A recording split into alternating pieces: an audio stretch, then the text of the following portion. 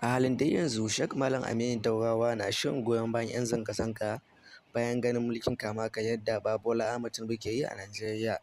da cire mutane waɗanda suka cancanta a ce su ne waɗanda suke faɗin gaskiya, amma me, saboda sun bayyana abin da ya kamata a ce an yi wa 'yan ƙasa, hakan ya sa suka tsige su.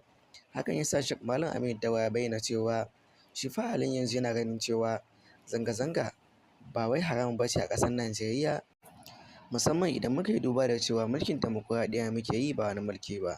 Kuma sa'an nan ya bayyana cewa idan har aka zalunce ka, sa'an nan aka cewa babu wata hanya face kai zanga-zanga, ita ce kaɗai hanyar da ta nuna cewa shugaban ƙasa ya san cewa kuna cikin matuƙar wani yanayi wanda suka jefa ku, kuma sa'an nan sun ja bakin su sun yi shiru, sa'an nan suna nuna cewa tamkar ba su san ma menene abin da ke faruwa a ƙasar ba. Sheikh dai Malam Aminu Daurawa ya ce shi a halin yanzu ba zai hana ba, kuma sa'an nan ba zai ce a yi ba, amma dai hanya ɗaya wadda ta ƙwato wa 'yan Najeriya 'yanci dai ita ce zanga-zanga. A musulunci dai ba a ce a yi zanga-zanga ba, amma a dimokuraɗiyya za a yi zanga-zanga domin a ga cewa an ƙwaci 'yanci, ko kuma a ga cewa an sauya rayuwa. Ba za a ce ka aikata kuskure ko da kuwa a ce a cikin addininka ba ne ba.